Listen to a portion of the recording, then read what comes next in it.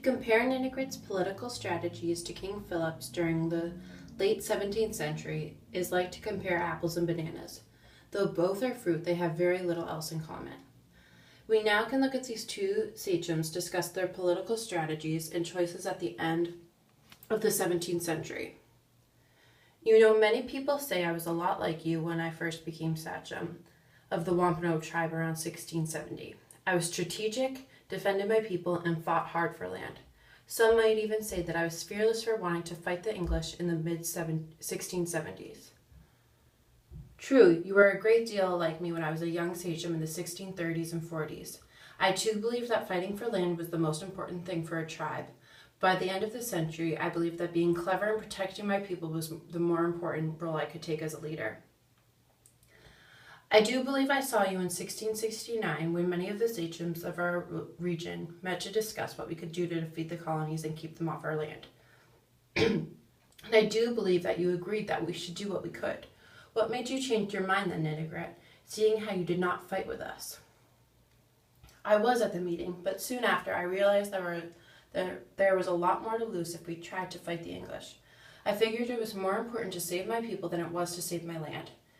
By 1670, the power had totally shifted. There were 50,000 English colonists in the New England and only 30,000 Native Americans. Realistically, there would be no way that we could have won the war. We could have won the war, Ninigret, if you allowed your people to fight with us. Philip, I did not keep my people from fighting the war with you, but advised them against doing so and can only protect them if they stayed under my leadership. You also turned many tribes against me, and therefore you became my enemy.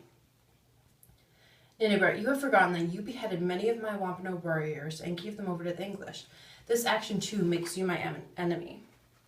I did what I needed to do in order to keep on the good side of the English and make sure that they knew I was loyal to King Charles. This was part of my strategy to stay out of the war and protect my people.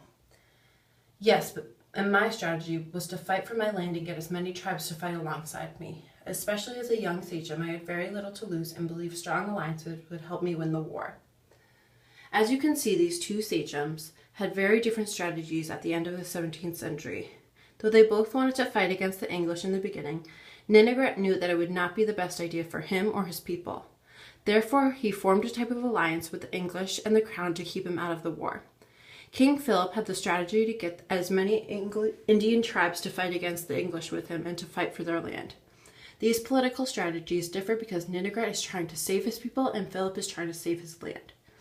Both Ninigret and Philip turned against each other and betrayed one another. Philip did this by having many tribes turn against Ninigret, and Ninigret did this by turning Wampanoag over to the English. In this sense, their strategies are the same because they did something evil to get people on their side.